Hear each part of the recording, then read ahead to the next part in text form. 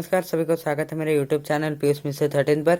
और आज हम बात करने वाले हैं वेद व्यास के महाभारत का जो 41वां विषय है, द्रौपदी और भीम का कटुक्ति। इसके बारे में आज हम बात करेंगे। तो प्लीज़ चैनल को सब्सक्राइब कीजिए और सब्सक्राइब बटन के बगल में जो बेल आइकन है उसको भी प्रेस कीजिए ताकि हमारे वीडियोज़ का नोटिफिकेशन आपको बिल्कुल टाइम पर मिल जाए। और वीडियो अच्छा लगे तो लाइक कीजिए और शेयर भी कीजिए आपके फ्रेंड्स और रिलेटिव्स के साथ ताकि मेरा चैनल ग्रो कर सके। तो चलिए शुरुआत करते हैं। द्रौपदी और भीम की कटुक्ति।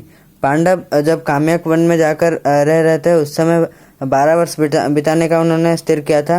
और वहाँ पर बहुत ब्राह्मण भी आए और उनके साथ बातचीत की। और ब्राह्मणों की वेद ध्वनि और पांडवों की धनुष की टंकार एकत्र होकर चारों ओर सुनाई दे रहा था। और बीच में जो ख्यातनामा जो ऋषि है वो तीर्थ यात्रा से लौटकर इनके पास पहुँचे थे। और दालभ्य नामक एक ऋषि इसी प्रकार आए और उन्होंने पांडवों से बातचीत की। और उन्होंने कहा कि जैसे अग्नि के साथ वायु मिलने पर वन नष्ट हो जाता है, इसी प्रकार क्षत्रिय बल में जब ब्रह्म तेज युक्त हो जाता है उस समय शत्रु विनाश हो जाता है। और राजा युधिष्ठिर ब्राह्मण और ऋषि के प्रति जैसे व्यवहार कर रहे हैं इसके द्वारा जरूर शत्रुओं को दमन कर पाएंगे और यशस्वी होंगे। और प्रसिद्ध मार्कंडेय ऋषि भी आए थे पांडवों के पास उपदेश देने के लिए। और ऋषि मार्कंडेय अमर थे। त्रेता युग में वो वनवासी रामचंद्र को अपने भ्राता लक्ष्मण के साथ ऋष्यमुख पर्वत पे देखे थे। और इसलिए उन्होंने युधिष्ठिर और अपने भाइयों को धैर्य रखने के लिए कहा। और युधिष्ठिर ने भी अपने मन को स्थिर कर लिया। पर द्रौपदी और अन्य पांडव यह सब सहन नहीं कर पाए इस दुख को। और द्रौपदी ने एक दिन सब पांडवों की उपस्थिति में युधिष्ठिर को कहा कि दुर्योधन आपके भाई होकर भी आप कभी भी अनुताप नहीं कर रहे, आप इतना दुख सहन करके भी आप कुछ नहीं कर रहे और सब आपके दुख में दुखी थे। दुर्योधन, दुशासन, कर्ण सब कुछ वो सब बहुत खुशी में है। और जो पराक्रमी भीम, महापराक्रमी भीम, अर्जुन सब दुखी रूप से बैठे हुए हैं। और नकुल और सहदेव भी उसी प्रकार की दशा है उनकी। और मैं एक रानी होकर भी मेरी भी वही दशा है। और आप एक क्षत्रिय होकर आपके मन में क्रोध नहीं आ रहा, ये बहुत ही आश्चर्य का विषय है। और क्षत्रिय होकर अपना कर्तव्य, तेज, बल और पराक्रम अगर कोई प्रकाश न करे तो उस इंसान को कोई सम्मान नहीं देता। और आपके भाग्य को सहन करके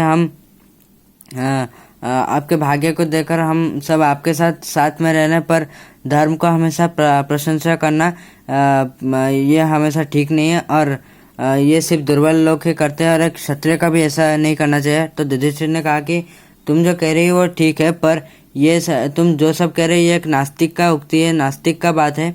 और धर्म और विधाता को कभी निंदा करना उचित नहीं है और किसी फल के आशा में कभी भी कर्तव्य करना उचित नहीं है। और शिष्ट लोग जो कि भद्र लोग होता है उसके साथ हमेशा धर्म रहता है। तो द्रौपदी ने कहा कि है राजा, मैं धर्म की निंदा नहीं कर रही, पर तुम्हारे कर्तव्य के बारे में मैं तुम्हें बता रही हूँ। क्योंकि तुम हमेशा देव के ऊपर भरोसा रख के तो तुम्हारा बुद्धि नष्ट हो चुका है, इसमें संदेह नहीं है। और तुम्हारे कर्म द्वारा भी तुम्हें कुछ मिलना चाहिए, हमेशा देव के ऊपर भरोसा नहीं रखना चाहिए। और द्रौपदी का ये बात को अपने खिलाफ ये अपमान समझकर युधिष्ठिर ने समझाया कि क्रोध के द्वारा कैसे विवेक नष्ट होता है और क्रोध सब विवाद और युद्ध का कारण है। इसलिए हमेशा क्षमा का आचरण ही हमेशा लेना चाहिए और शांति स्थापन का कर्तव्य करना चाहिए। और उन्होंने भी समझाया उन्होंने। और 13 वर्ष जो बहुत जल्दी बीत जाएंगे, पर द्रौपदी समझी नहीं। और भीम ने द्रौपदी का पक्ष लेते हुए कहा कि आप जो कर रहे हैं ये कभी भी ठीक नहीं। मैं द्रौपदी के साथ पूरी तरह से मैं उनके साथ ही हूँ और उनके बाद मेरा भी वही कहना है, वही मानना है। और आपके प्रति श्रद्धा होने के कारण हम कोई भी आपको निंदा नहीं कर रहे हैं, पर आप फिर भी आज हम कह रहे हैं कि आप जो व्यवहार, कृष्ण, अर्जुन, अभिमन्यु, संजय, कोई भी आपका समर्थन नहीं कर रहा है। और पर क्योंकि आपके मन में कष्ट होगा इसलिए हम कुछ नहीं आपको कह रहे हैं। और आप जो व्रत पालन की बात कर रहे हैं मैं इसके बारे में समझ नहीं पा रहा, क्योंकि एक कापुरुष जो कि वीर नहीं होता है, कापुरुष जो कि अपने संपत्ति रक्षा करने में असमर्थ है, वही सिर्फ ऐसे शांति स्थापन करके रहता है। और जन्म अगर कोई जन्म लेता है तो उसका मरण निश्चित है। और 13 वर्ष कोई कम समय नहीं है। और राज्य पाने के लिए हम जीवित रहेंगे ये कौन कह सकते हैं। और फिर 1 वर्ष अज्ञातवास भी है। और पांडव हमेशा बहुत ही प्रसिद्ध है और अर्जुन को कौन छुपा के रख सकता है, धनुर्धारी अर्जुन को। और शेर जैसे नकुल और सहदेव कहाँ छिप के रहेंगे। राजनंदिनी द्रौपदी को हर उनके रूप और गुण के लिए हर कोई उन्हें जानते हैं, उनको कौन छुपा सकता है। और हम राजस्व यज्ञ में बहुत राजा को अपने राज्य से निकालने के लिए या राज्यच्युत करने के कारण वो कौरवों के पक्षी लेंगे और वो हमेशा दुर्योधन की सहायता करेंगे। और अगर हम पकड़े जाएंगे अज्ञातवास के समय तो 13 वर्ष बेकार जाएंगे। तो मेरी बात मानिए, आज 13 मास समाप्त हो गए और 13 महीने समाप्त हो गए, तो वर्ष का प्रतिनिधि है महीना, इसलिए 13 महीने को 13 साल समझकर आप एक वृषभ को अच्छा भोजन देकर अपने आप को पाप मुक्त कीजिए।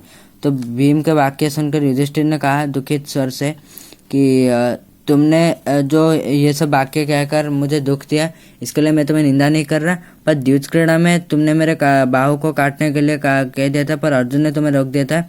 मैं तुम्हारे क्रोध और अधीरता को अच्छी तरह से अनुभव कर पा रहा हूँ, पर तुम जानते हो कपट पासा जैसे निंदनीय काम से हार कर जब मैंने 12 वर्ष लेने का प्रतिज्ञा किया है, तो मैं जरूर ये प्रतिज्ञा पालन करूंगा। और सिर्फ साहस प्रकाश करके दुर्योधन के साथ युद्ध करना कभी भी ठीक नहीं है। और दुर्योधन अभी अपना शक्ति बढ़ा रहा है और भीष्म सब राजा उनके साथ हैं, और भीष्म द्रोण अश्वत्थामा कृपाचार्य ये सब निरपेक्ष होने पर भी वो फिर भी कौरव के अन्न से पालित होने के कारण वो दुर्योधन के लिए संग्राम करेंगे। और कर्ण सब अस्त्र शस्त्र में पारंगम है। इनके बारे में सोचकर मुझे रात में नींद नहीं हो रहा। और युधिष्ठिर ने दुखी होकर भी उन्होंने कहा कि मैं अपने प्रतिज्ञा से नहीं हटने वाला, मैं जैसे भी वो पालन करूँगा ये 13 वर्ष का वनवास। तो आज के लिए बस इतना ही, यही था 41वां विषय। आज के लिए बस इतना ही, मिलते हैं नेक्स्ट एपिसोड में। प्लीज़ चैनल को सब्सक्राइब कीजिए और सब्सक्राइब बटन के बगल में जो बेल आइकन है उसको भी प्रेस कीजिए, ताकि हमारे वीडियोस का नोटिफिकेशन आपको बिल्कुल टाइम पर मिल जाए। और वीडियो अच्छा लगे तो लाइक कीजिए और शेयर भी कीजिए आपके फ्रेंड्स और रिलेटिव्स के साथ, ताकि हमारा चैनल ग्रो कर सके। आज के लिए बस इतना ही, नमस्कार।